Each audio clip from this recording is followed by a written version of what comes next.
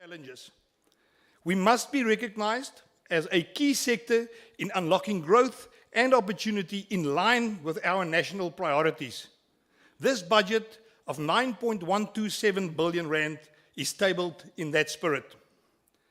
Honourable members, with a budget allocation that presents only 0.38% of the national appropriation, we are not delusional about our fiscal constraints. However, we remain undeterred as we work towards our strategic goal of ensuring fiscal accountability and stability.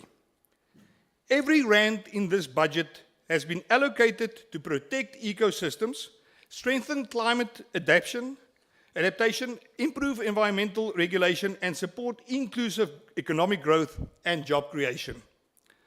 Over the medium term, 12.9 billion rand will go directly to goods and services, including the expanded public works program implementation of the Forestry Master Plan, implementation of the Climate Change Act, and rollout of the waste management strategy. Job creation remains a key priority in the department's 960 million budget allocation towards the EPWP program in the 26-27 financial year that aims to create more than 71,000 work opportunities and 45,000 full-time equivalent jobs. These opportunities provide meaningful work that helps people support their families and their communities. We will continue to request more support from National Treasury. That will enable us to deliver on these programs and possibly create even more jobs, which to us are not just only targets. Honourable Chairperson, one of our realities are that we are contending with climate change in real time through frequent droughts, floods, and heat waves. We saw that this year again. The January floods that affected two of our entities, Sandby and Sandparks, and the Kruger National Park, highlighted the urgent need for better preparedness. In fact, Sandparks was forced to reprioritize 51 million rand from their surplus funds that were earmarked for important digital upgrades toward immediate infrastructure rehabilitation. My department has also prioritized money for that.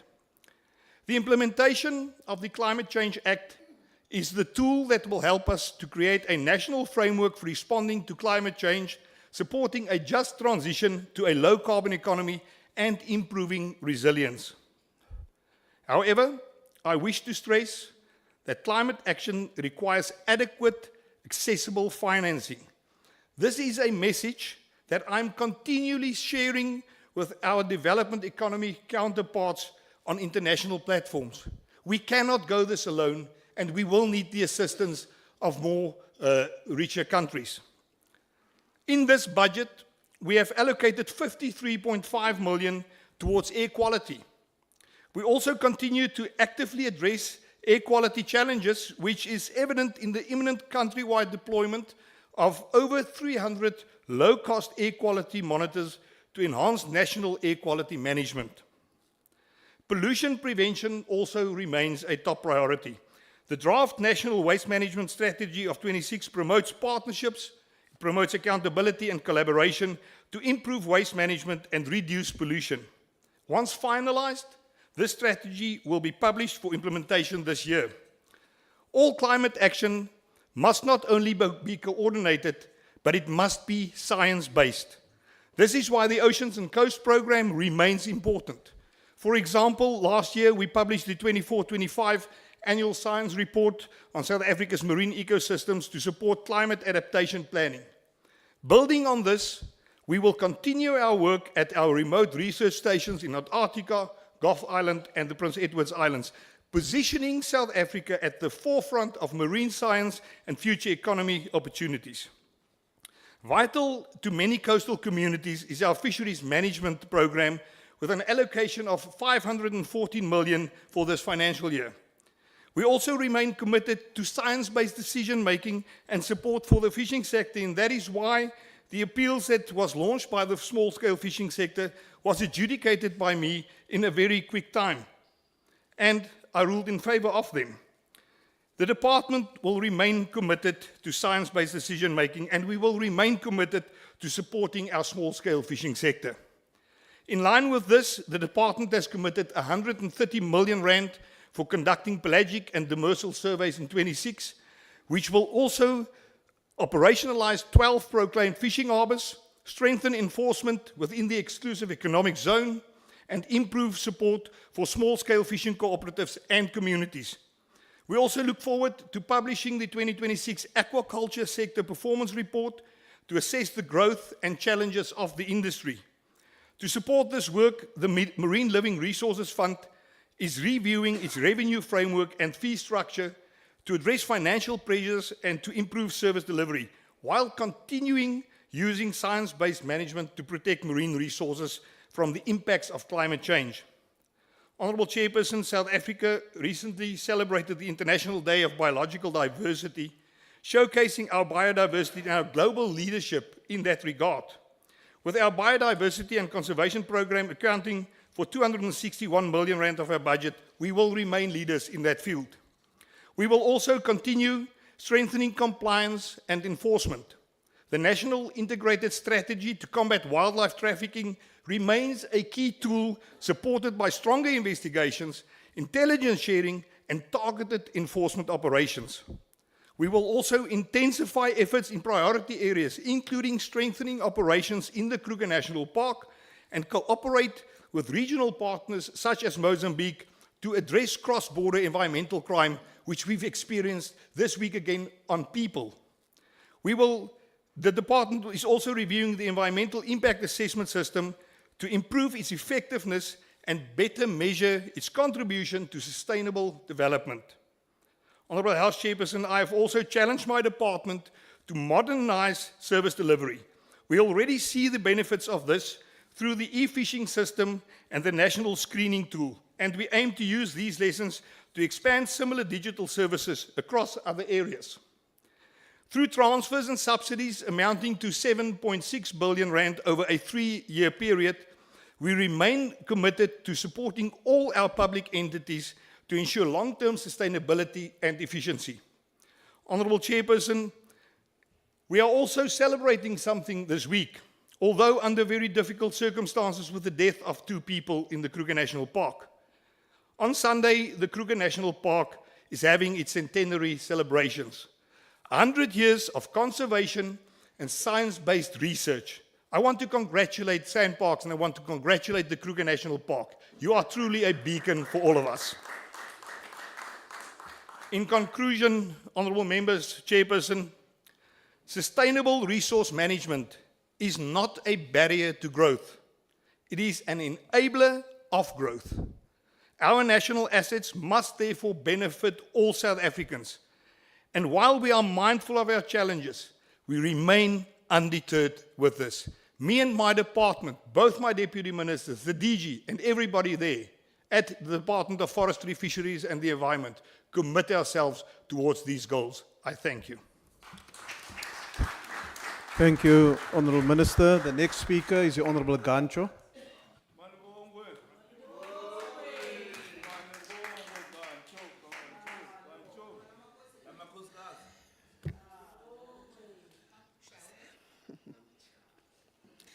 Thank you, Honourable Chair. Greetings to Honourable Minister, Deputy Ministers, Honourable Members, and our guests. Today, I present the Portfolio Committee report on the Department of Forestry, Fisheries, and the Environment Strategic Plan, Annual Performance Plan, and Budget Vote 32. At its core, this report evaluates whether the department and its entities are positioned to protect our environment, conserve natural resources, and deliver measurable public value under difficult fiscal conditions. The report is tabled at a time of increasingly severe floods, droughts, heat waves, and storms that are costing lives, livelihoods, and infrastructure. Schools, clinics, housing, and water and road infrastructure are being destroyed at a pace and scale that exceeds our ability to restore them. These climate disasters are undermining constitutional rights to freedom of movement, education, healthcare, water, and food. Climate disaster preparedness, recovery, and resilience cannot be addressed by the Department of Forestry, Fisheries, and Environment alone.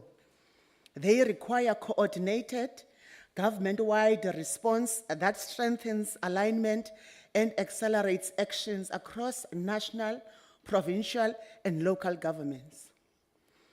This coordination will be instrumental in protecting the most vulnerable citizens across our communities, including those living in low-income and informal settlements, women and female-headed households, the elderly, children, persons with disabilities, and animals.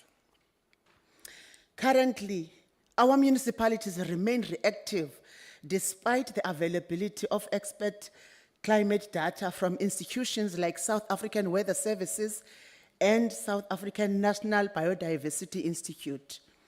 This disconnect requires urgent rectification.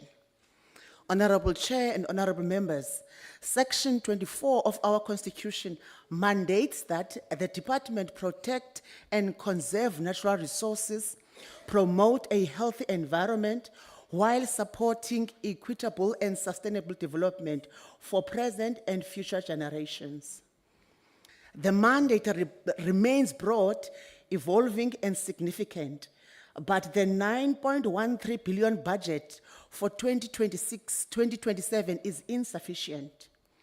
The reduction of the departmental budget threatens high-impact environmental programs and the development of small-scale fishers and foresters, the circular economy, the planting of trees, law enforcement and biodiversity conservation and sustainable use, combating climate change, improving air quality, SMME development, and the transformation of the economic sector under the purview of the department. Despite the financial constraints, the department has identified 7 ambitious priorities, including science-based decision-making, climate change mitigation and adaptation, transforming iconic natural spaces and inclusive wildlife economy, coast for people and nature, accelerated regulations, and fiscal accountability. These priorities reflect a strong policy logic and show a sensible attempt to balance environmental stewardship with economic growth, job creation, and institutional reform. However, Honorable Chair and members, we remain concerned about systemic pressures such as biodiversity loss, pollution, and inadequate support for Black entrants to the forestry, biodiversity, and fisheries sectors. Collaboration is essential to tackling these challenges. By strengthening alliances with international bodies, local communities, and the private sector, we can leverage collective expertise and drive innovation. We commend our entities' efforts to implement commercialization strategies which help reduce their reliance on the national fiscus.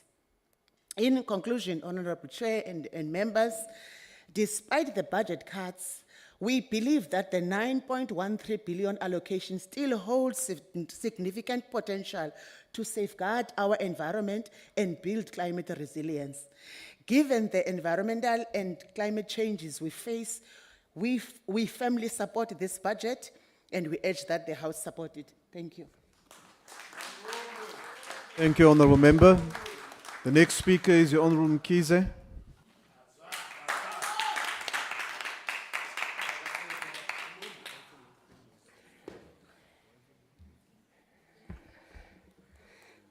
Sihlalo hloniphekileyo ngibingelele ngqongqoshe nanibosekela ngqongqoshe namalunga endlu ephakemeyo yezwe lakithi lase South Africa. Today the Umkhonto weSizwe Party rises to firmly oppose budget vote 32. We do so because the budget reflects a department that speaks the language of transformation, climate resilience, and biodiversity protection, yet continues to fail the poor rural communities, unemployed youth, small-scale fishers, and ordinary South Africans who are meant to benefit from our environmental resources. This department tells us about inclusive growth, cost for people and nature, and transforming iconic natural spaces. Yet the reality on the ground is different. Communities surrounding protected areas remain poor. Small-scale fishers continue to suffer. Infrastructure is collapsing. Environmental programs are shrinking. Jobs creation targets are being reduced.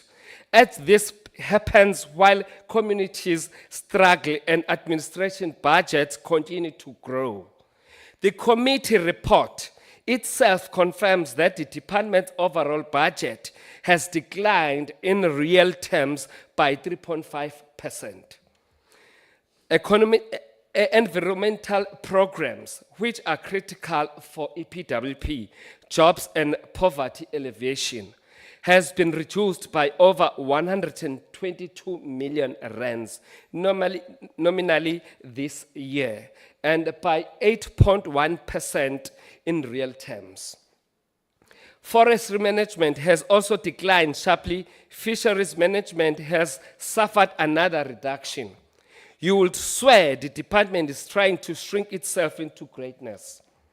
How can an honest government claim to prioritize job creation while cutting programs that directly employ poor people in rural communities? The reality is that this government speaks from both sides of its mouth.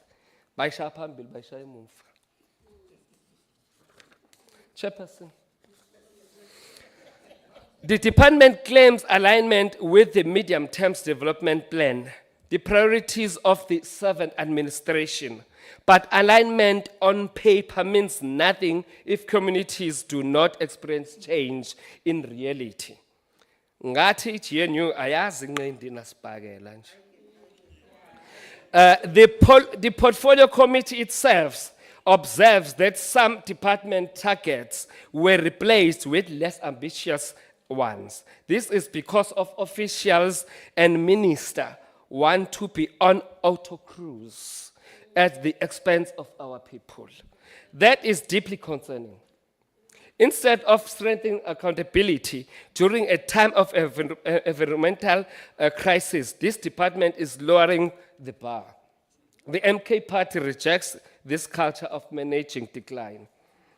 Ake sithi nje jeqe, sithi ukubuka lapha inhlaka eziholwa ilomnyango phecelezi DFFE entities. On sun parks, we note with concern that entity is becoming increasingly dependent on tourism revenue for survival. The research briefing explicitly warns the sun parks shift towards self-financing exposes it to economic and tourism fluctuations. At this time, infrastructure backlogs remains unresolved. Anti-poaching pressures continue and grant funding has declined sharply, including a shocking 61% increase in EPWP grants. This means fewer jobs, weaker conservation capacity, and increased pressure on local tourism affordability. Rural South Africans are being priced out of their own natural heritage, while international tourists carry the system financially. That is not transformation. The budget reveals another contradiction. Biodiversity conservation receives massive increase, while tourism and socio-economic development programs are cut. Tourist and business development declines by almost 32%, while socio-economic development also declined. This raises serious concerns about community beneficiation. How do you speak of inclusive conservation while reducing programs aimed at local economic participation? Conservation without community will never succeed at sustainability. Chairperson, lapha yakwaSANPI presents another worrying trend. Program 3 Biodiversity, Science and Policy Advice, declining drastically by nearly 68%. Yet government constantly speaks about science-based decisions making. How can you science guide policy when scientific capacity itself is being defunded? This contradiction exposes a department driven more by public relations slogans than practical implementations. On SAFCOL, the situation is equally alarming. The entity budget declines by more than 32% overall, with Komati land forests suffering major reduction. The report warns that this threatening production capacity revenue generation and long-term sustainability. The forestry sector should be driving industrialization, timber processing, rural development, and employment. Instead, SAFCOL is entering a phase of financial contraction and uncertainty. So, Chairperson, South Africa is facing worsening climate disasters. Floods in Limpopo and Mpumalanga have already caused that and destroyed infrastructure. Cape Town recently experienced severe weather conditions with devastating impact. Yet many municipalities remain unprepared, undercapacitated, and poorly coordinated. Despite this reality, communities still experience sewage flowing into rivers, illegal dumpings. The MK party believes environmental justice cannot exist without economic justice. Our people cannot eat policy frameworks, cannot survive on APPs, presentations, glossy strategic plans. They need jobs, they need infrastructure, they need access to marine resources, they need meaningful participation in wildlife economy, they need rural development linked environmental programs. Iphi imisebenzi ezophilisa abantu bakithi. Ngalokho konje siyayiphikisa le Honourable member, your budget. time is Kwaza now mkhonto, kwaza! expired. Thank you. The next speaker is the Honourable Peach.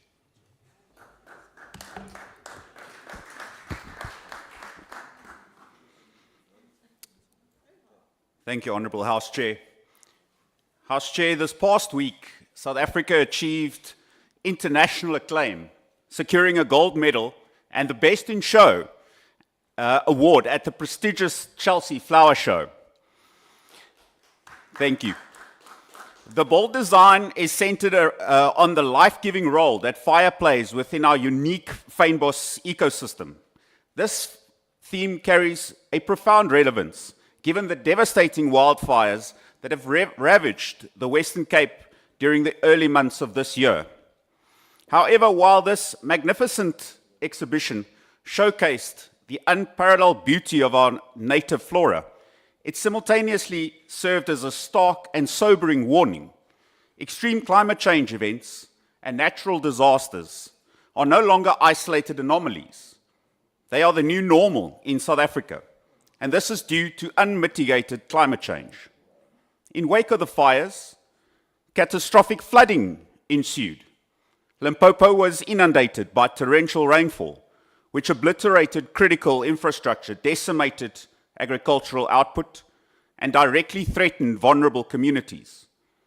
The Kruger Park alone sustained infrastructure damage exceeding 1 billion rand, capital that must now be urgently raised to secure our paramount conservation and tourism asset. More recently, extreme weather flooded the Western Cape, inflicting immense damage on public roads, residential property, and agricultural land. We extend our profound condolences to every South African citizen that had suffered loss of life, livelihood, or property during this deeply challenging period. We further extend our condolences to the family of the Marais couple who were brutally murdered in a remote sector of northern Kruger. This tragic event marks the first occurrence of its kind in the park's 100-year history, which we commemorate this week.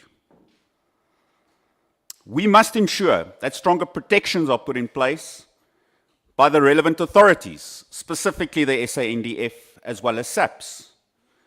The South African economy is not growing fast enough, and we all know that we must do more with less.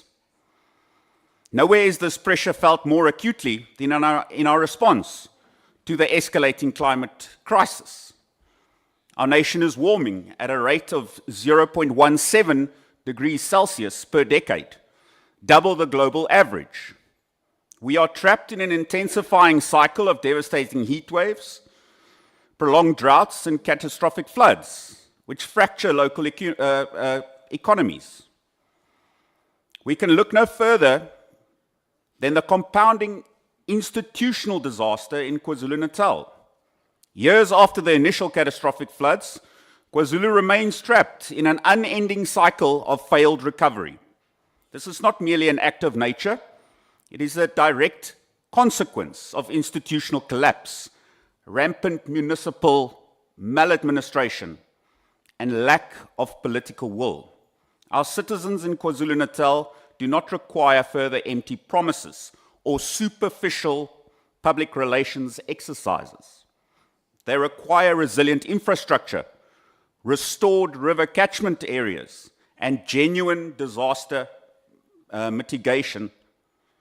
But don't worry, change is coming. The department must act decisively to implement legislation.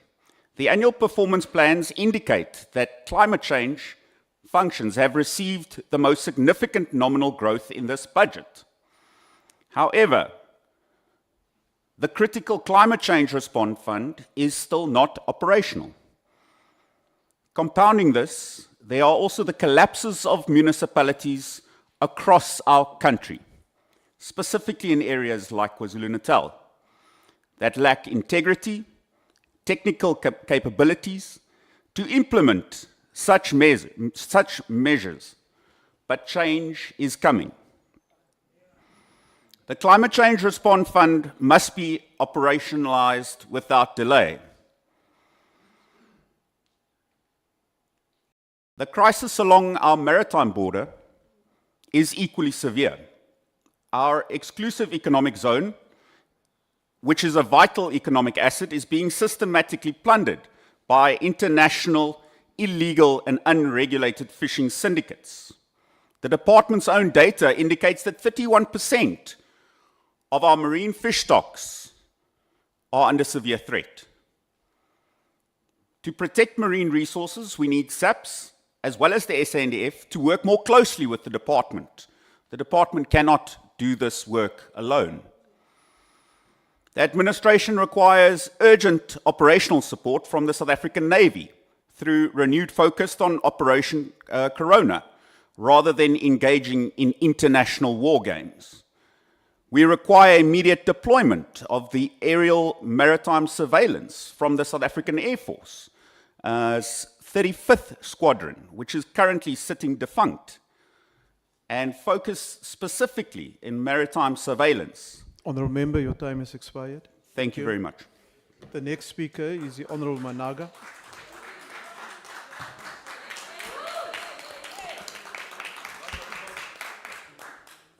Ndolibuwa mudzulachidulo kha ntendele ndithome ngolumelisa mushavi ishe bo Julius Silo Malima. Mudzulachidulo, the Economic Freedom Fighters rejects budget vote 32 of the Department of Forestry, Fisheries and the Environment. The budget is yet another austerity-driven budget constrained by fiscal limitations that will fail to address the challenges that our people are facing out there. The gradual erosion of the budgetary capacity of the department is extremely concerning. The previous year's budget was already below what had originally been projected in the 2024 budget baseline for the 2025-2026 financial year. The department was short by approximately 157.8 million. This was when taking into account inflation rate by that time, compared to what the government itself had previously estimated was necessary by then. We indicated in this very same house last year in June that this budget had to be approached with revolutionary clarity and commitment to the working class and also the landless. We warned that austerity measures would deepen unemployment, will weaken environmental protection, will undermine public sector capacity, and abandon poor communities that depend on state intervention for survival. Today, unfortunately, House Chair, those warnings have become reality. The department's total allocation for the year 2026-27 financial year stands at 1.271 billion, representing a nominal decrease of 16.6 million from the previous year. However, when inflation is considered, the department suffers a real budget reduction of about 316.7 million, amounting to a 3.5% decrease in real spending power. This means that despite governments attempting to create the illusion of stability, it's not a delusion, Minister, it's an illusion. The reality is that the department is expected to do more with less. This reduction in real resources comes at a time when our country faces worsening climate disasters, rising unemployment rate, which is sitting at 32.7% as we speak, collapsing waste management system, increasing biodiversity threats, and growing pressure on our marine and forestry resources. Honorable members, a close analysis of this budget exposes government's misplaced priorities. The largest real budget increase goes to climate change and equality, which receives an additional 101.4 million, translating into real increase of about 13.6%. While climate interventions are important, House Chair, we must ask whether these allocations are reaching poor and working class communities who are suffering daily from floods, from droughts, from pollution, and environmental degradation. Mpumalanga, Limpopo, KZN, and Eastern Cape suffered heavily.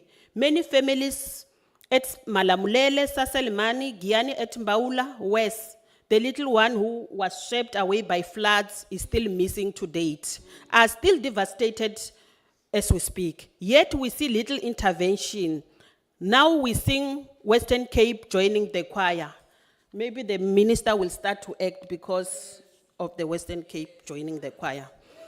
Communities in Limpopo, House Chair, Mpumalanga, and the Northwest continue to suffer due to failure of government to finalize and gazette the National Elephant Strategy, the escalating human-wildlife conflict involving the Loxodonta africana continues to threaten lives, livelihoods, and rural communities, while government strategies remain trapped on papers instead of being implemented.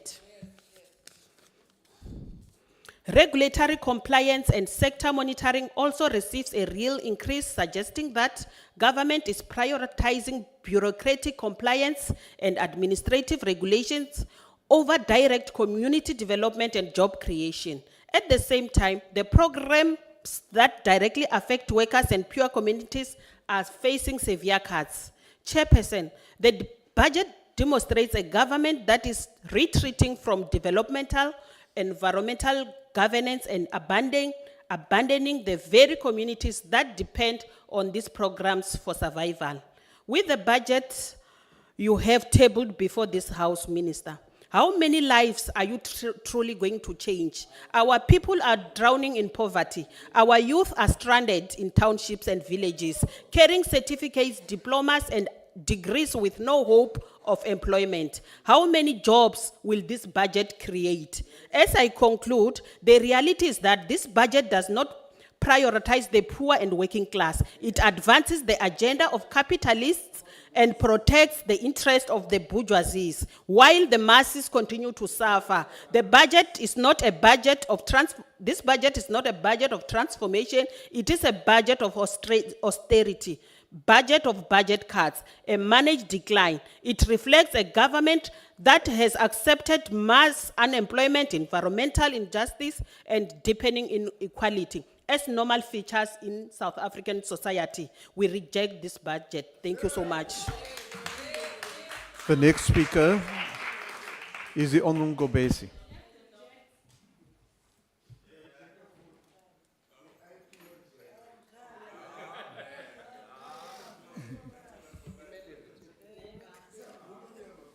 Honorable Chairperson, Honorable Minister, Honorable Deputy Minister, the Honorable Chairperson of the Oversight Committee, senior officials of the department, honorable members.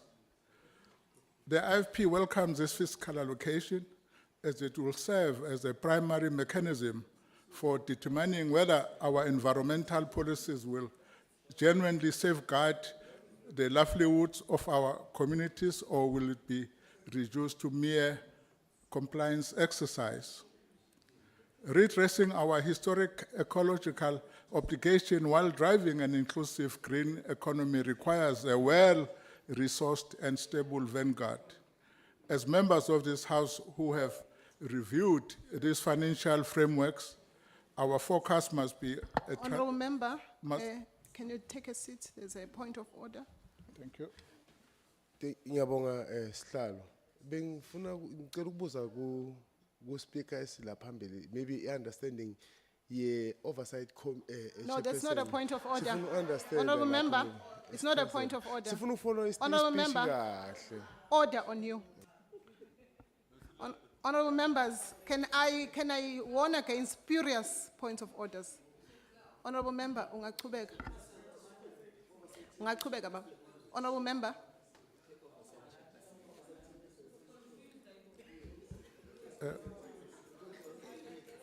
No, Order, honorable members. Order, honorable members. Continue, honorable member on the platform. no, thank you. Chair, redressing our historic ecological obligation while driving an inclusive green economy requires a well-resourced and a stable vanguard. As members of this House who have reviewed these financial frameworks, our focus must be on translating this baseline into sustainable, localized development in practical, not merely in principle. Our immediate strategy focus must be directed towards the structural opportunities within the allocation. The IFP therefore seek a specificity on how the department will contribute to addressing graduate unemployment while building a critical skill for the environmental sector. Existing initiatives such as extended public works program and environmental projects already create employment, but they must be deliberately structured to absorb graduate into practical placement, particularly in the local government level, where technical capacity is most urgently required.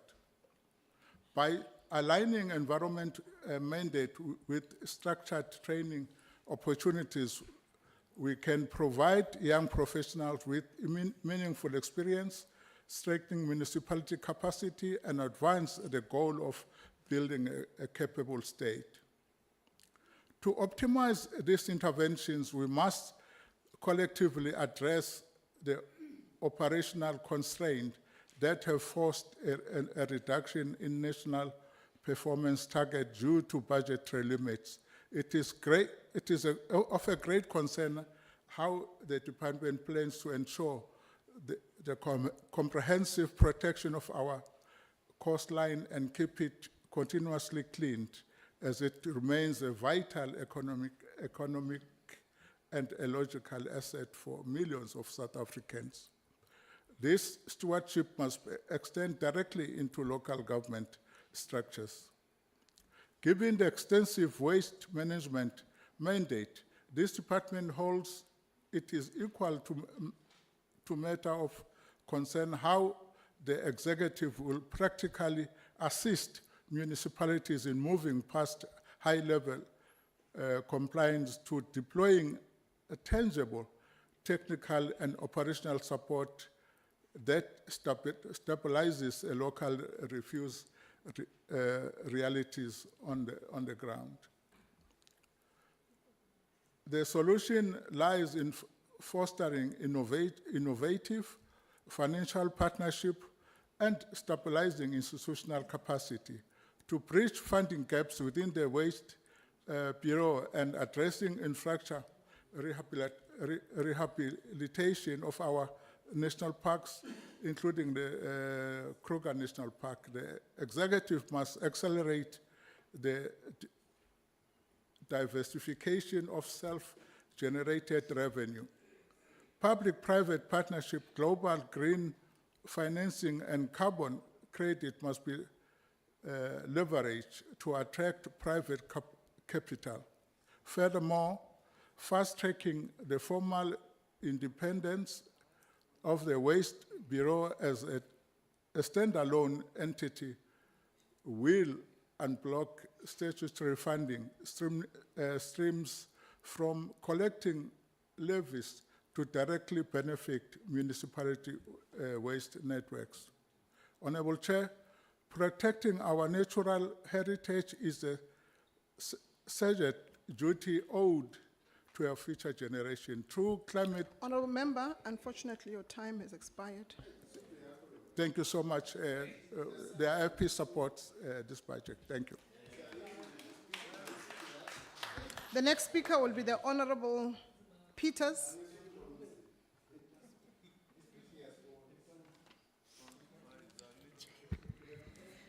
Thank you, House Chair, Honourable Minister and Honourable Deputy Ministers, as well as the Chair of the Portfolio Committee.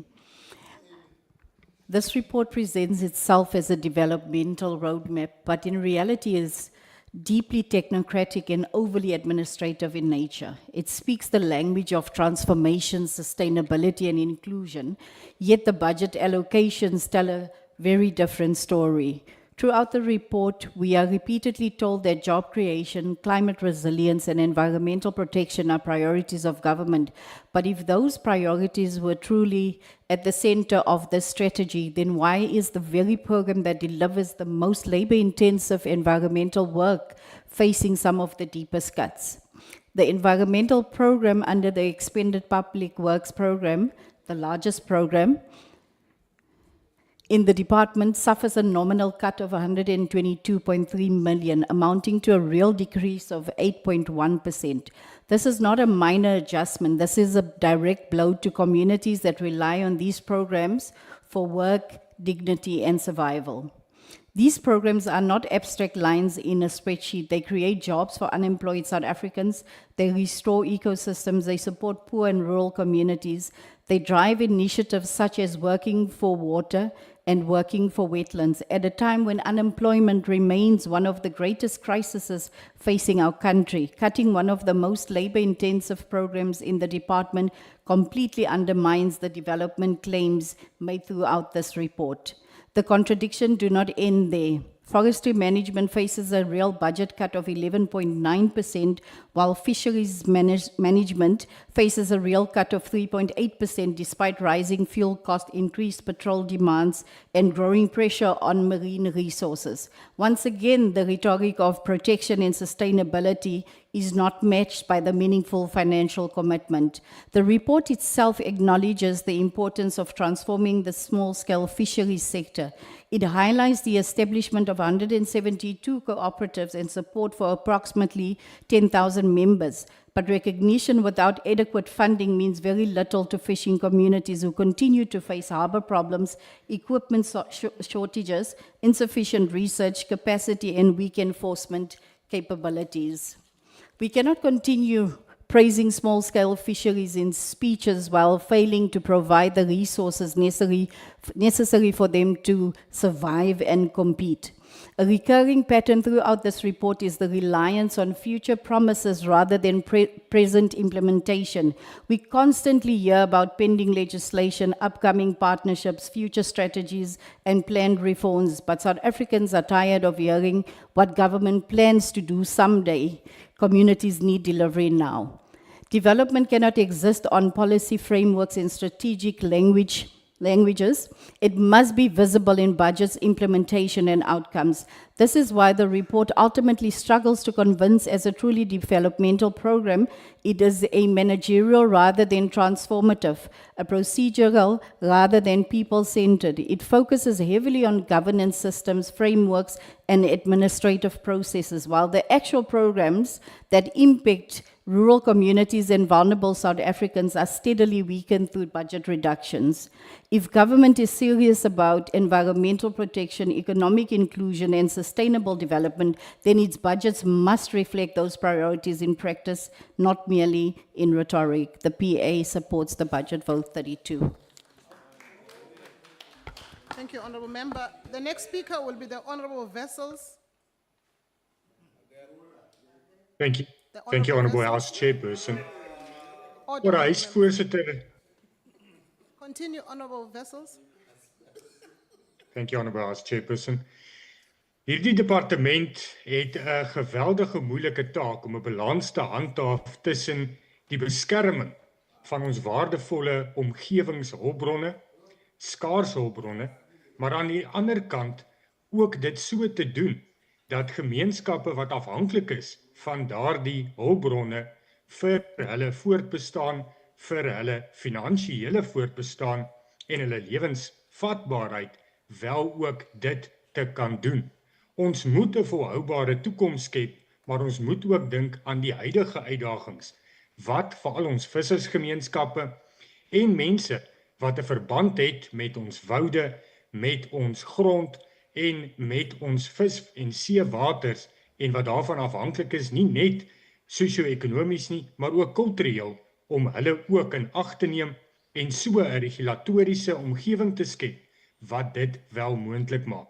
Daarom wil ek eerstens ook die minister se spoedige hantering van die klein visserskoöperatiewe se appelle verwelkom en hom bedank daarvoor. Hierdie herstel van lisensies en die vroeëre verhoging van sekere kwotas is 'n bitter nodige inspuiting om sosio-ekonomiese herstel van ons vissersgemeenskappe aan die gang te sit. Vir baie lank is hierdie departement en sy funksionele voorgangers deur bedrog, korrupsie, bureaukrasie en administratiewe rompslomp vermink en is gemeenskappe gefrustreer, benadeel en verarm deur irrasionele administratiewe handelings, vertragings en 'n tekort aan konsultasie met die gemeenskappe wat geraak word deur regulatoriese besluite. Terwyl broodnodige lisensies afgekeur word vir geen rasionele rede nie, word ander lisensies vir erge omgewingsvernietigende praktyke deur groot multinasjonale maatskappye en konglomerate onverpoos goedgekeur en omgewingsimpakstudies en besware word bloot geïgnoreer. Dit kan nie so aangaan nie en daar moet daadwerklike verandering kom. Poachers and those syndicates are depleting our marine resources relentlessly. Policing strategies are failing, and those syndicates operate in broad daylight without any fear. That whilst small-scale fishers are punished and over-regulated, much more must be done to coordinate better with the SAPS. The Minister mentioned climate change, and it has been alluded to by other members as well, especially in terms of the devastating effects of floods that we are currently experiencing, and many people have lost their lives and also their livelihoods because of these devastating floods. But on the other hand, Chairperson, we should not forget about desertification and that is also taking place at an alarming rate because of climate change and also other human-caused factors. And the effects thereof are just as devastating. The root causes of desertification, which is threatening more and more productive agricultural land, should be combated. But what is also needed additionally to rehabilitation programs, are prevention. Implementing desertification prevention practices on all state-owned land should be a priority and the starting point. And where desertification has already occurred on state-owned land, rehabilitation should be prioritized. Ons kan nie ons omgewing vernietig en net kyk hoe dit gebeur nie. Ons moet optree. Die departement moenie in administratiewe rompslomp verval nie, maar ons bedank die minister vir die vooruitgang en verbetering wat daar reeds Honourable is. member, Ek your dank. time has expired. The next speaker will be the Honourable Beasley.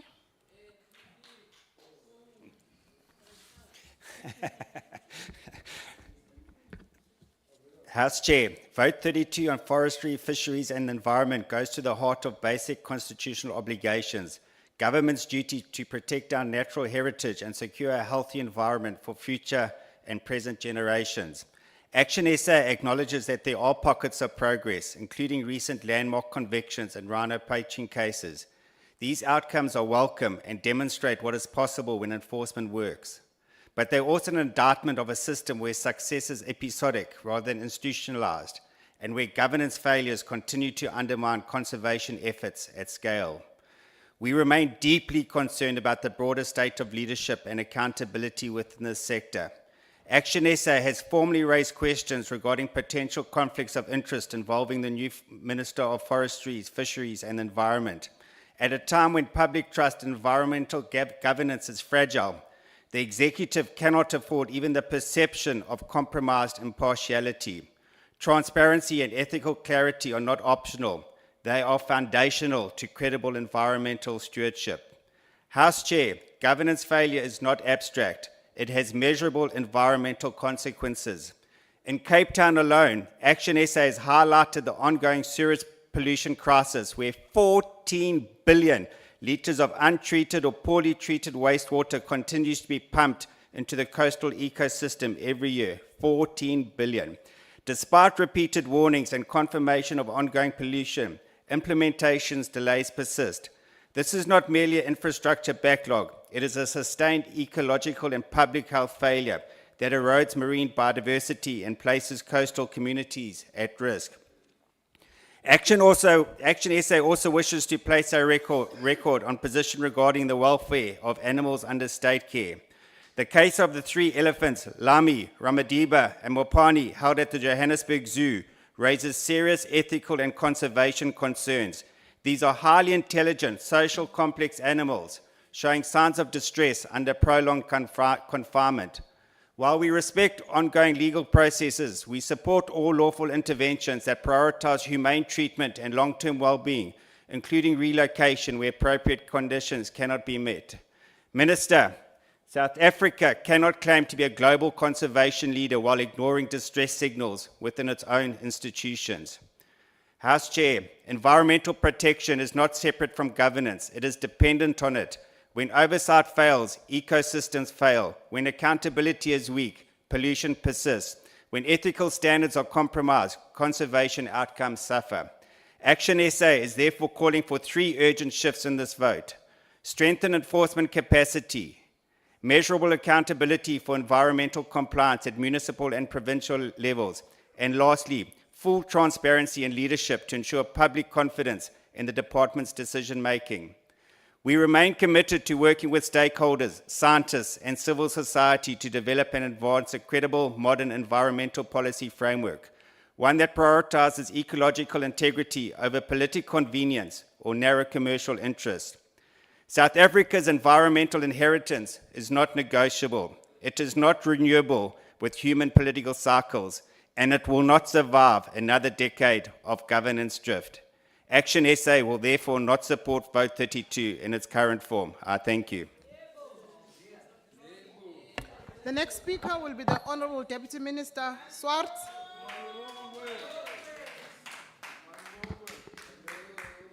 Honourable House Chairperson, Minister of the DFFE Valley Oakam, Deputy Minister Naren Singh, Honourable Chairperson of the PC of the DFFE, Ms. Ngabisa Gancho, and committee members, members of Parliament, Chairperson, board members and CEOs of our entities, DG Ms. Nomfundo Shabalala, the DFFE team, ladies and gentlemen, fellow South Africans, good afternoon. It is an honor to stand before you in this august house as we table Budget Vote 32 of the DFFE, Economic Opportunities for Women in the Transformation of the Forestry Sector. Honorable members, the transformation of the forestry sector remains one of the key strategic priorities of the department. Through the Forestry Sector Master Plan and the Community Forestry Agreement model, we are increasing equitable access and unlocking meaningful socio-economic opportunities, particularly for women, youth, and people living with disabilities. In the 2025-26 financial year, 8 community forestry agreements were concluded in the Eastern Cape. In the 2026-27 financial year, a further 8 plantations will be transferred to communities. These will create jobs, stimulate business, small business, and strengthen rural livelihoods, especially for women and youth. The department is also mobilizing private sector partners to provide financial support for this important program will promote forestry careers in our schools. The National Greening Program on the 24th of September 2025, the people of South Africa donated and planted 1.3 million trees, exceeding our target of 1 million trees. This achievement, which came at no cost to the government, demonstrates the power of collection, action, and willingness of South Africans to answer the call to protect our environment and combat climate change. I dedicate this historical and remarkable milestone to all stakeholders who made this possible through donations and the commitment of time. The presidential 1 billion trees program has been formally relaunched this month under the theme, My Tree, My Oxygen, Plant Yours Today, aligned to the national environmental priorities. This initiative aims to plant 10 million trees, 60% fruit trees and 40% indigenous trees on Heritage Day 2026. Indigenous trees are the backbone of the local ecosystems. Acting on nature's blueprint, they support biodiversity, provide climate resilience, and requires less maintenance and water consumption than non-native species. I'm making a clarion call to all spheres of government and all South Africans to partner with the DFFE in support of this program. SAFCOL partners with the DFFE to implement afforestation, reforestation, and sustainable forest management initiative. This collaboration supports the revival of community nurseries and drives jobs created in forestry, ecotourism, and wood processing through biodiversity conservation.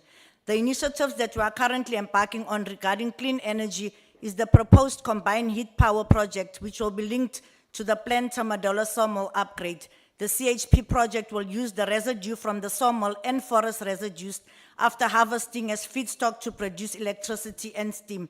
An investor for the CHP project has been identified, and the project is at developmental phase and will be linked to the phased upgrade of the Tomadolo sawmill, which will also at development phase. Electricity produced from the CHP will be used by the sawmill and excess will be sold to the grid. Integrated fire management. Honorable members, the department is strengthening national fire management capacity by ensuring forestry protection associations have capacity and resources to deal with frequent occurrence of felt fires. I am pleased to announce that the department completed the functionality assessment of FPAs, clearly identifying their functional and operational status and support needs. A support strategy will be implemented to enhance their effectiveness during this financial year. In the 2026-27 financial year, the department will create more than 4,000 EPWP work opportunities through the Working on Fire program. Chemicals and waste management. House Chair, the department is responding to the scourge of pollution caused by the mismanagement of waste in the country by strengthening our local government support program in partnership with SALGA. We are committed to South Africa's ambition to phase out chemicals that harms the ozone layer. This financial year, we aim to reduce the consumption of these harmful chemicals by 97.5%. To address non-compliant municipal landfill sites, we are pursuing the amendment of the municipal infrastructure grant policy to make it compulsory for municipalities with non-compliance notices or directives to ring-fence at least 5% of their MIG allocation. In the 2025 financial year, the e-waste program was launched, and through Imbizo's communities were informed about the dangers of electronic waste.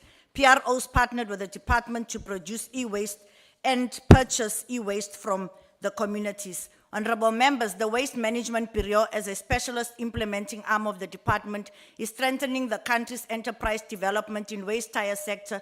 The Bureau has reduced the enterprise development in waste tire sector The Bureau has reduced the number of depots operating above 90% capacity from 33 in December 2023 to only 4% by March 2026, significantly improving environmental compliance, operational stability, and service delivery across the country.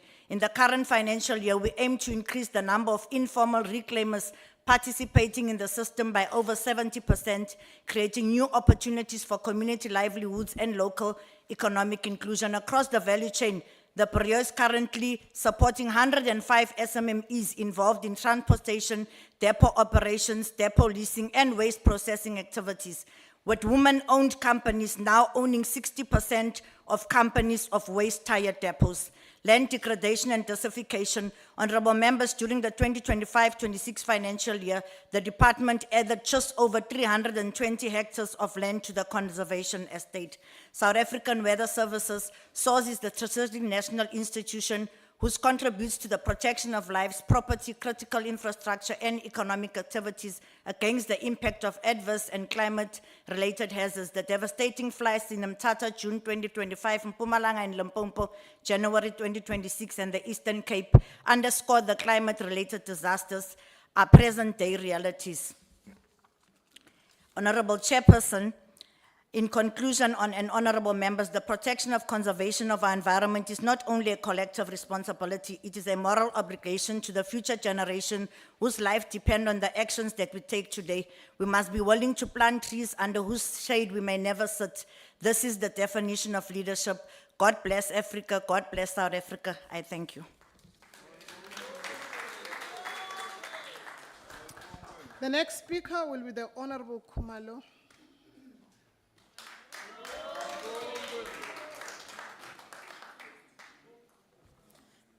Thank you very much, Chairperson, Honorable Minister and Deputy Ministers, Honorable Members, fellow South Africans.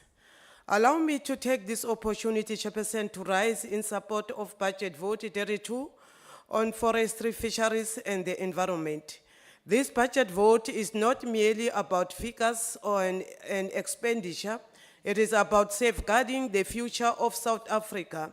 It is about ensuring that future generations inherit a nation with clean drinking water, healthy ecosystems, protected biodiversity, and sustainable economic opportunities.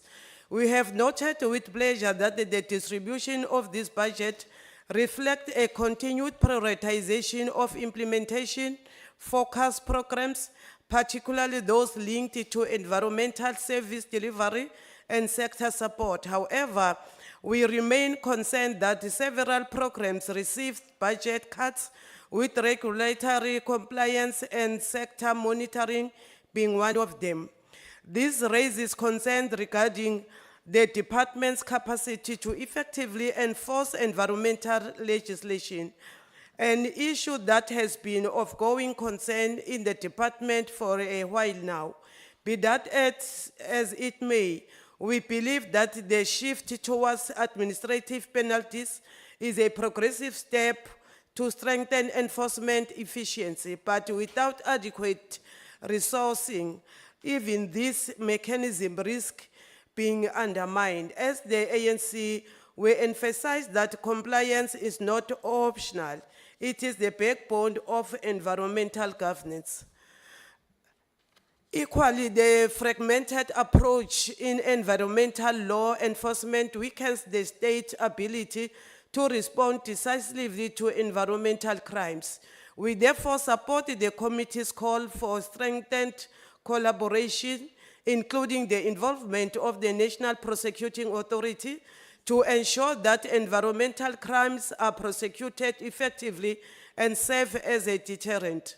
Recent interception at our Marine Exclusive Economic Zone further highlights the need for strengthened investment in maritime surveillance, vessel maintenance, and interdepartmental coordination to protect our marine resources. However, a critical misalignment between budget allocation and operational demands. The Fisheries Management Program faces real budget cuts, while expected to patrol vast ocean spaces, maintain vessels, and support research. This is a deeply concerning. Our oceans are not only a source of livelihood, but also a strategic national asset. Weak enforcement in these areas opens the door to illegal, unreported, and unregulated fishing. Honorable Chairperson, the matter of waste management and coordination, including waste tire management, requires urgent attention. While the department has made progress through the extended producer responsibility framework, enforcement remains weak, and a significant funding gap, estimated at 1 billion rand annually, continues to undermine the Waste Bureau's effectiveness. The reality that only a portion of waste tire and plastic levies reach the Bureau is unacceptable.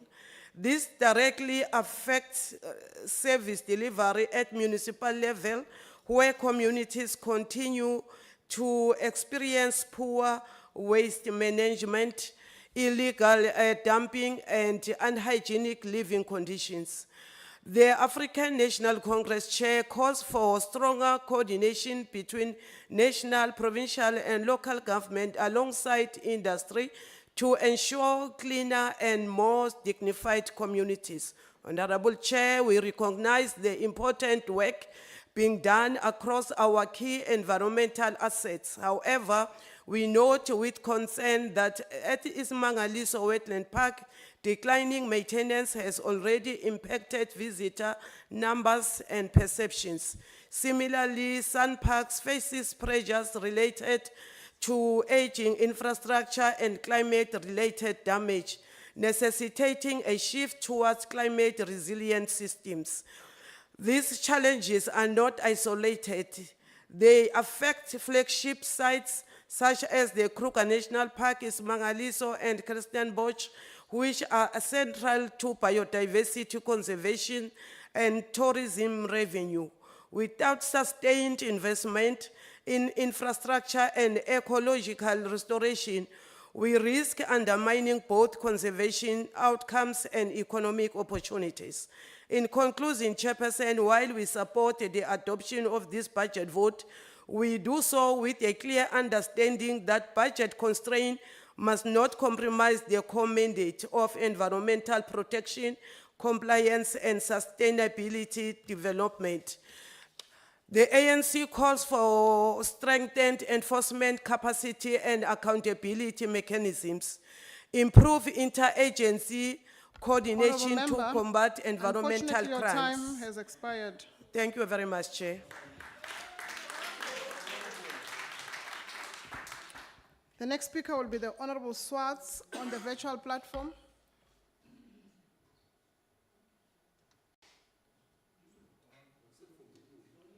The next speaker will be an honorable member from UDM.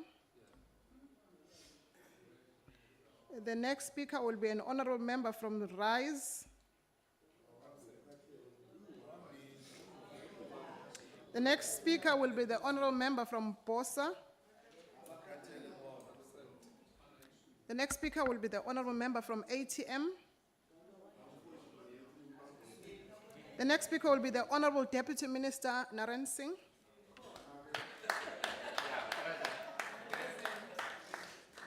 President Chairperson, thank you very much, Honorable Chairperson.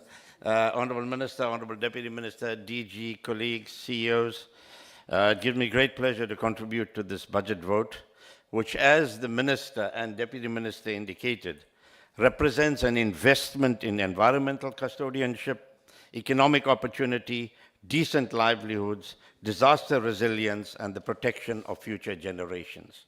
I'm just sad that some members of this committee are so confused about this budget, what it means. You talk about austerity. We get the money from Treasury, from National Treasury. Your responsibility is to ensure, honorable members, that we spend this money efficiently and effectively, and that you are doing very, very well. But to come here and talk about no jobs being created for the rural communities and indigent communities, etc., is far from the truth.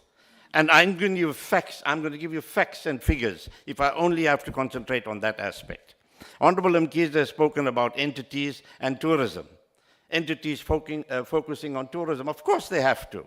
Entities like Sandparks, Ismangaliso, have to bring in their own revenue. We don't want them to be reliant on government for all the times of their existence.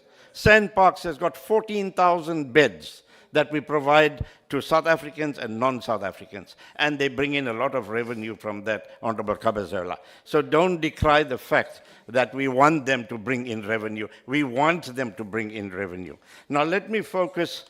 We've been hearing about controlling the weather and the risks. Our job is to mitigate the risks of climate change. We do not cause the rain and the wind and the storms and the fires and everything else. That's in Kulunkulu. That's in Kulunkulu.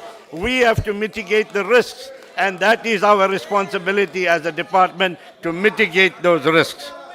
Now, Chairperson, let me come to the question of jobs and job creation. Order, honorable members. Chairperson, Honorable members.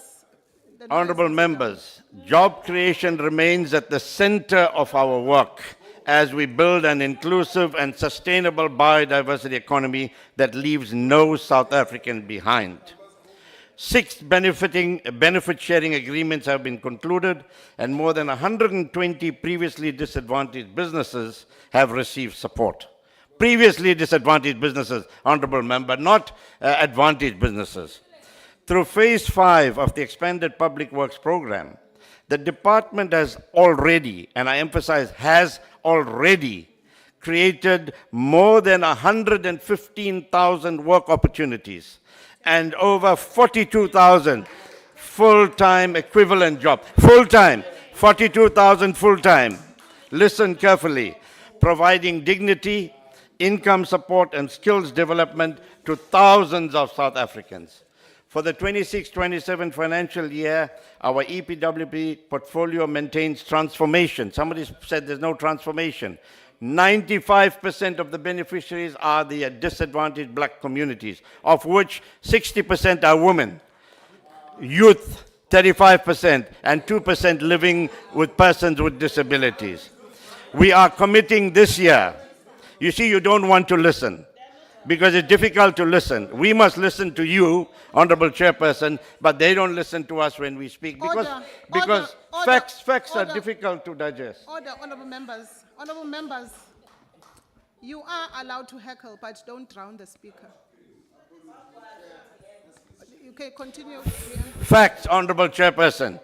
We are committing to 25,000 full-time equivalent jobs, comprised of 23,000 through environmental programs, 1,400 through forestry, and 820 through fisheries. In addition, we will create, and you can monitor us because you are members of Portfolio Committee, we will create over 30,000 work opportunities through environmental programs, forestry, and fisheries. Honorable Ngobesa spoke about graduates and young people, and you say we do nothing for young people. Let me tell you what we do for young people, and go and ask them out there. Chairperson, our environmental programs are not only creating work opportunities today, they are also building the next generation of environmental professionals. In 25-26, youth and graduate-focused interventions across environmental programs supported 6,000 young people and graduates. A key part of this, Honorable Ngobesa, is the Municipal Environmental Graduates Program, which commenced in August 2025. We placed 430 graduates in municipalities for 1 year is 24 months, Honorable Managa. Maybe you don't know. However, I don't know. My mathematics tell me 1 year is 24 months. And they get stipends. They get stipends of 9,200 rand a month. 9,200 rand a month. I'm sorry if I mentioned Honorable Managa. DM, can you take a seat? On what point are you rising, Honourable Member? Honorable House Chair, please protect me. The minister is directly looking at me when he's addressing. He should do it through you. And it's not me who was making noise, but he's directing it to me. Please. Point taken, Honourable Member. Honourable Minister, no, Deputy DM. Minister, No address the DM, House. no. Thank you, Honorable Chair. I apologize if I was looking at you. You're looking smart today, Honorable Managa, so I'm looking in your direction. Let me give you more figures. More figures. So they are placed in municipalities Deputy for Minister. 24 months. Honourable Deputy F- Minister, Yes. take your seat. Honourable Kosana, on Chair. what point are you rising on? Yeah, Chair, I just wanted to find out that if I heard well, 24 months, is it 12 months or is Honourable Kosana, it 1 that's year? not a point of order. 1 year is 12 months. Honourable Kosana. Cannot be 24 months. Honourable Kosana, that is not a point of order, ne? Yeah, I wanted clarity, Chair, because if it's misleading us, then it's a problem, Chair. Honourable Deputy Minister, continue.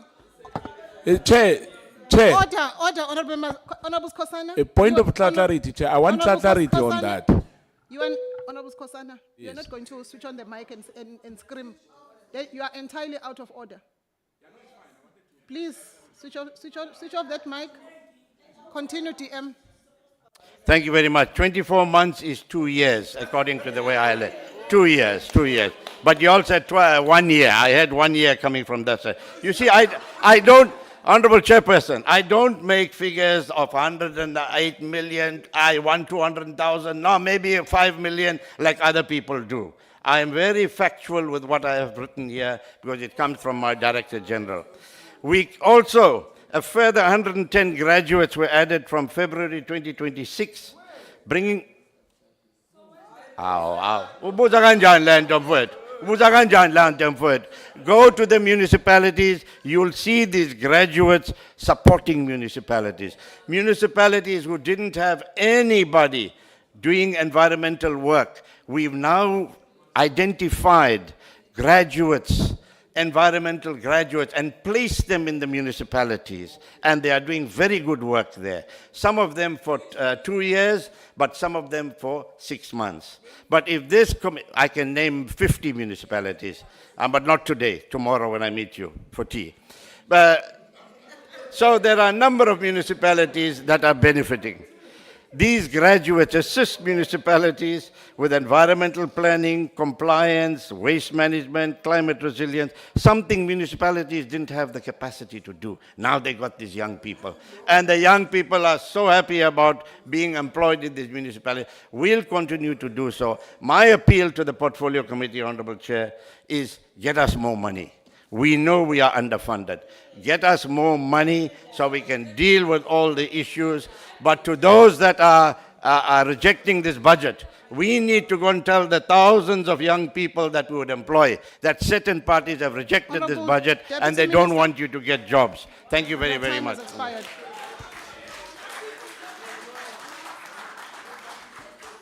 The next speaker will be the honourable member from Al Jama, the honourable member from NCC, the honourable member from UAT on the virtual platform, the honourable member from PAC, the honourable member from Good, and the next speaker will be the honourable Blanc.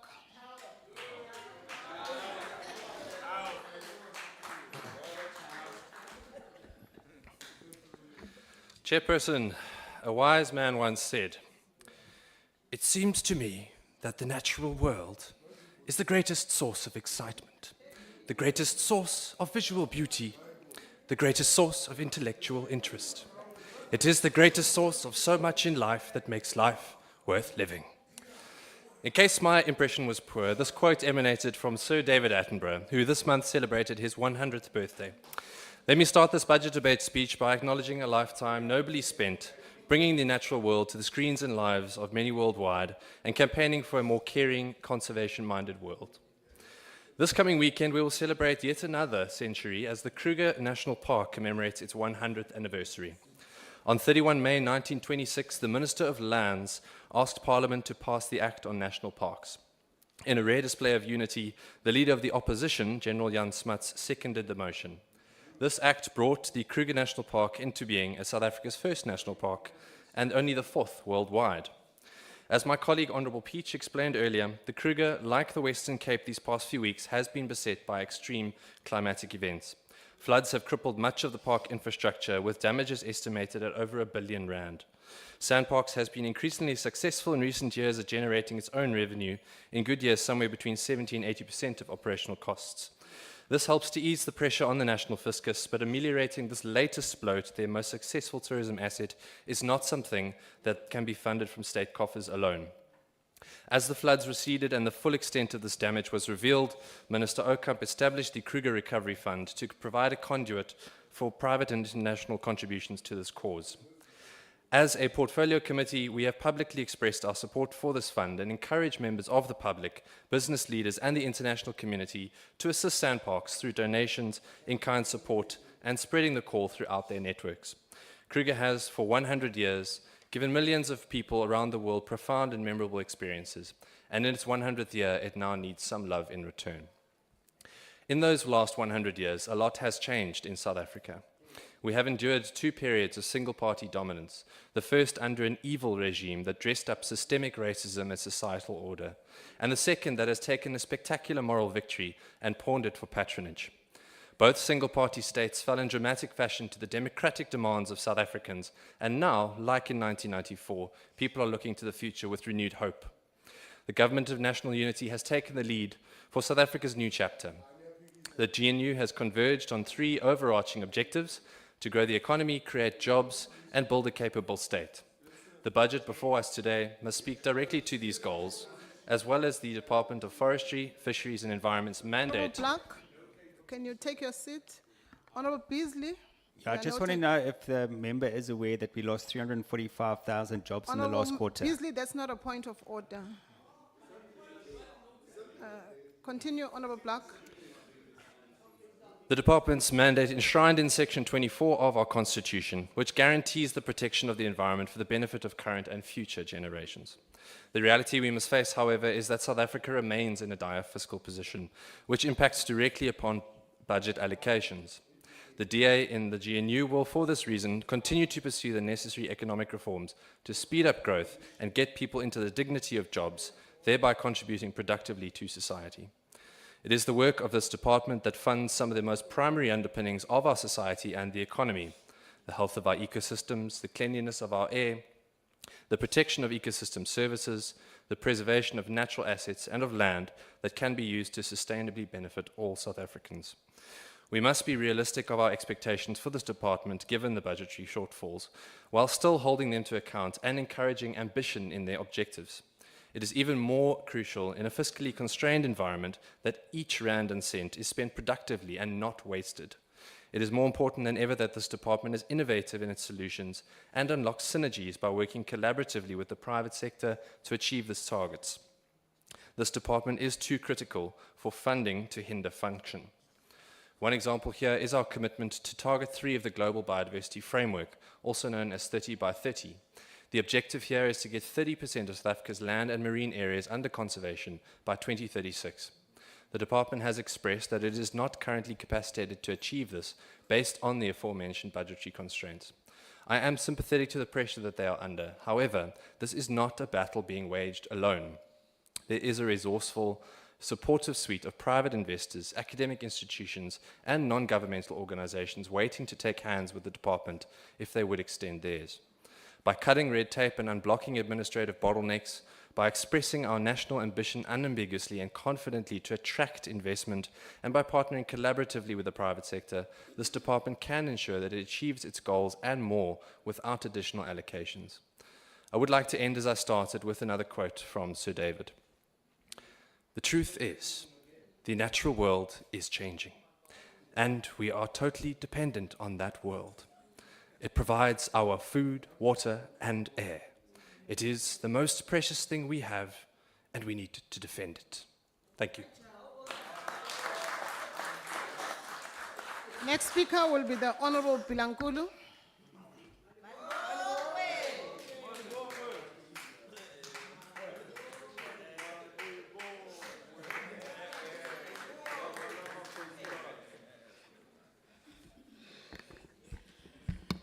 Mutshami wa xitulu, holobye na vapfuni va n'wina, vachaviseki lava nga kona la ndzeni ka yindlu leyi, na maAfrika-Dzonga hinkwenu, ri perile. Mutshami wa xitulu, ni pfumeleleni ni hundzisa marito ya ku chavelela eka ndyangu wa ka Maré lava nga humeleriwa hi nghozi a Kruger National Park. Ni ri chavelelekani na le ka mindyangu yin'wana leyi va nga langutana na makhombo yo fana na wona. Ni nga rivali na ndyangu wa ka hina, ni ri buti chavelelekani. Xikwembu xa ha ri kona a kaya tilweni. Mi hlaya Psalm 34 verse 18. Mi hlaya na Jeremiah 33 verse 3.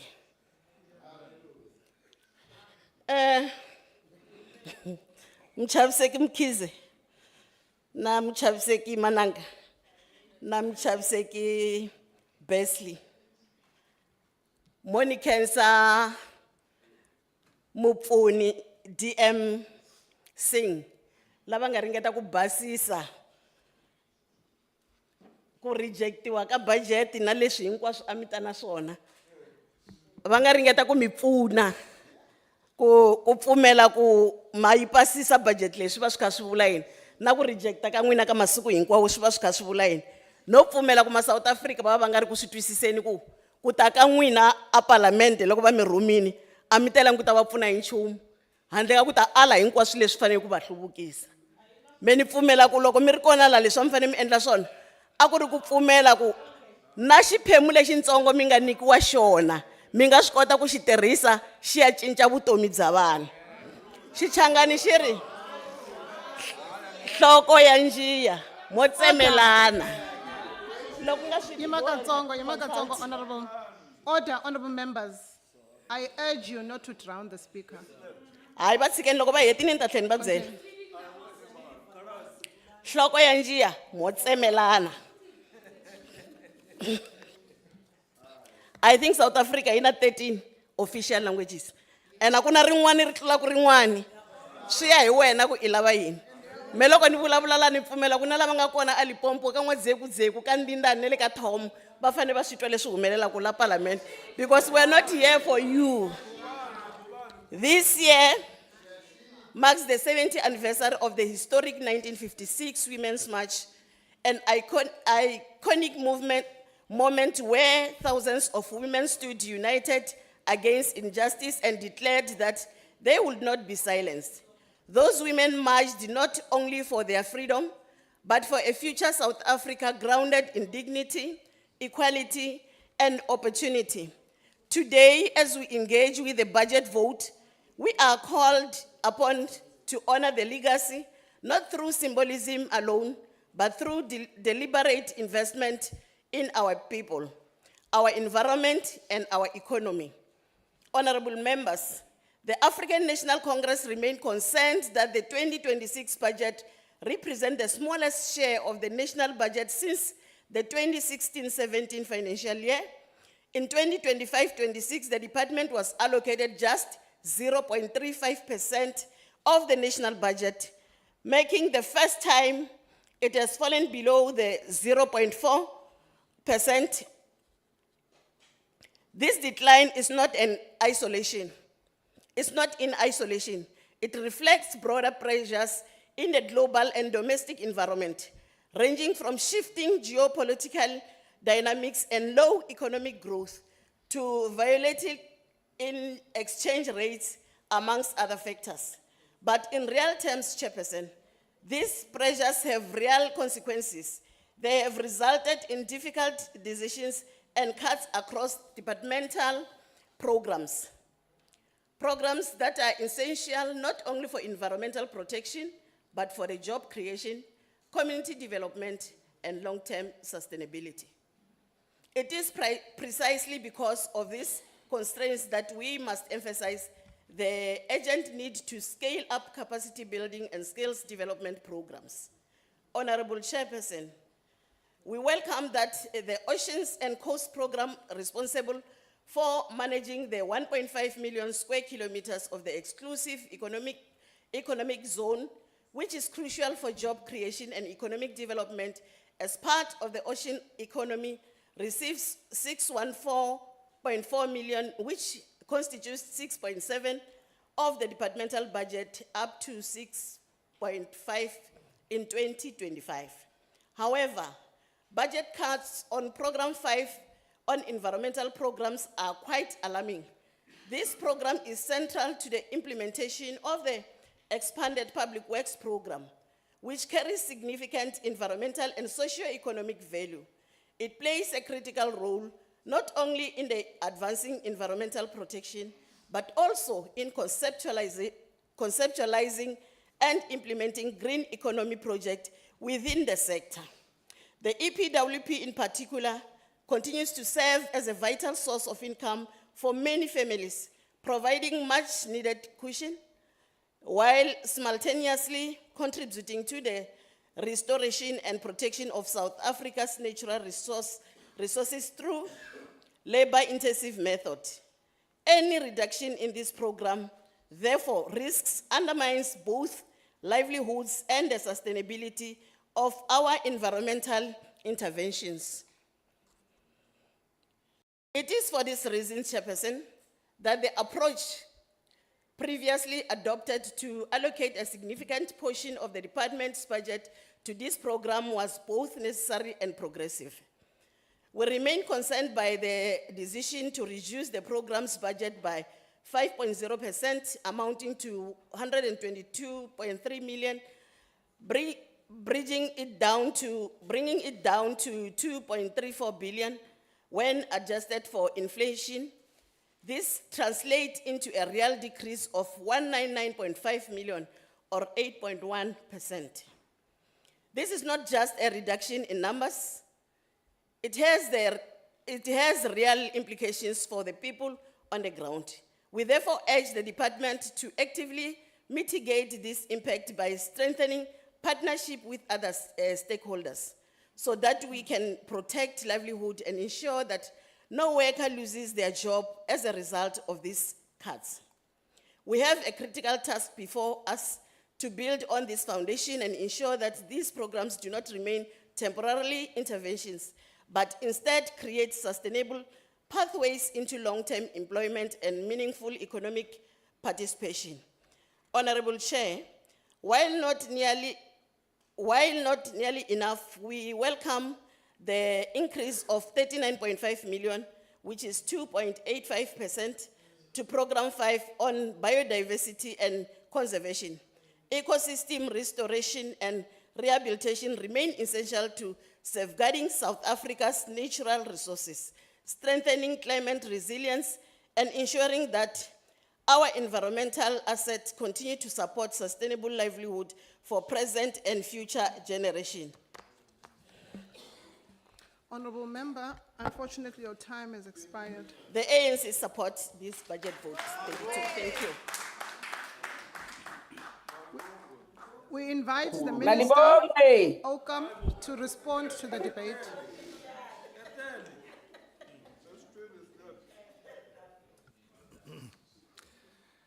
Thank you, Honorable Chairperson.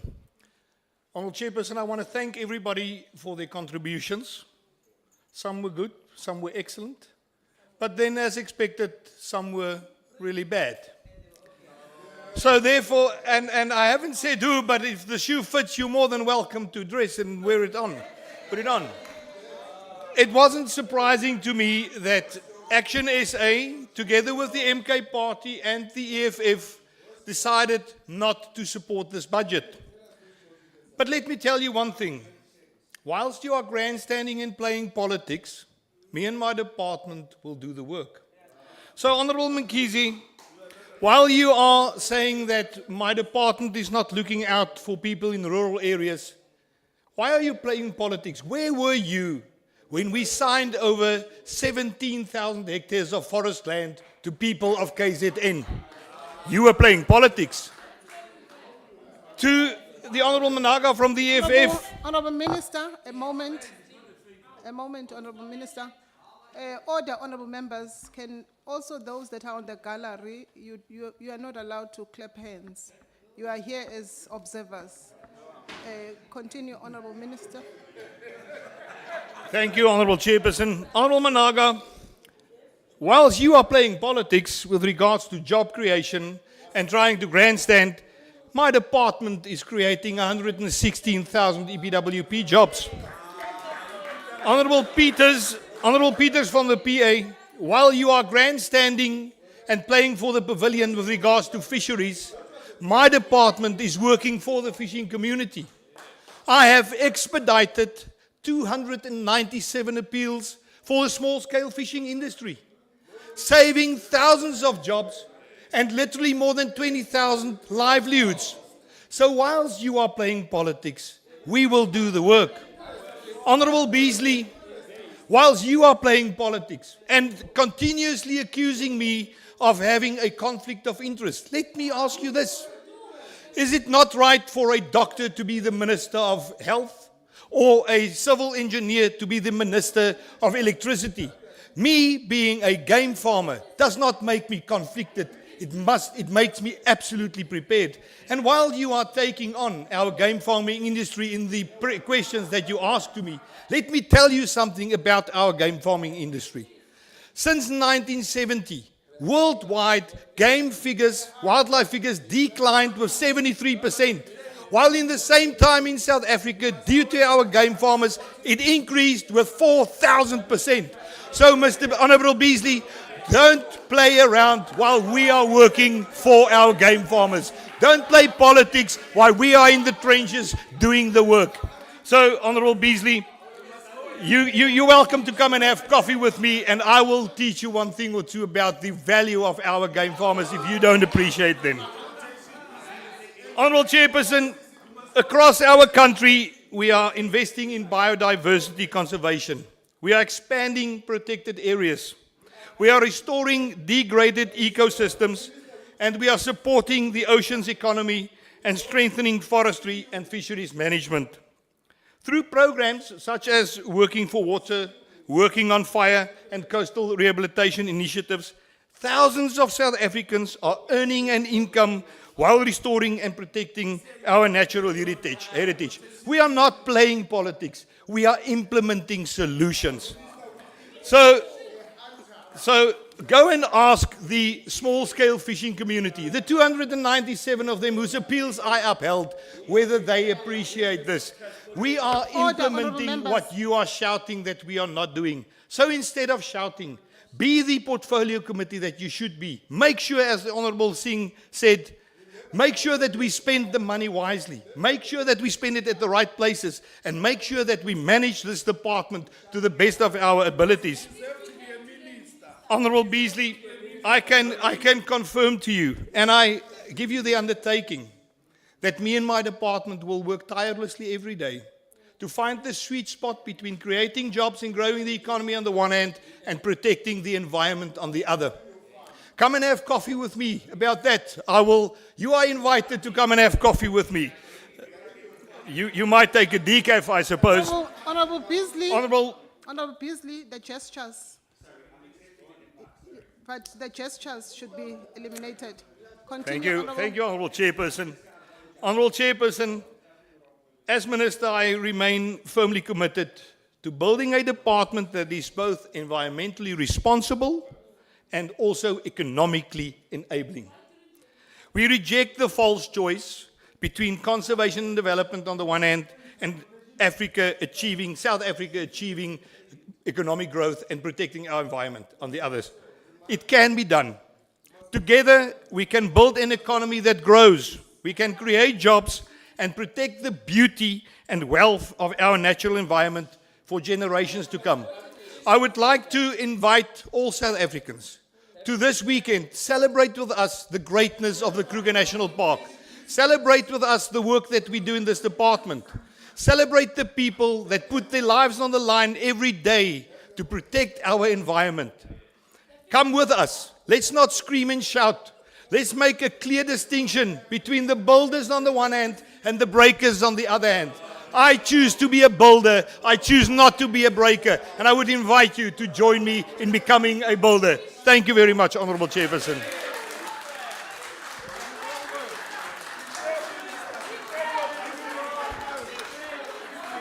Order, honourable members. Order, honorable members. Declare, Minister. Honorable members. Transporting fish. Honorable members, order. Order, honorable members. Honorable members, that concludes the debate and the business for this mini plenary session. And the mini plenary session will rise.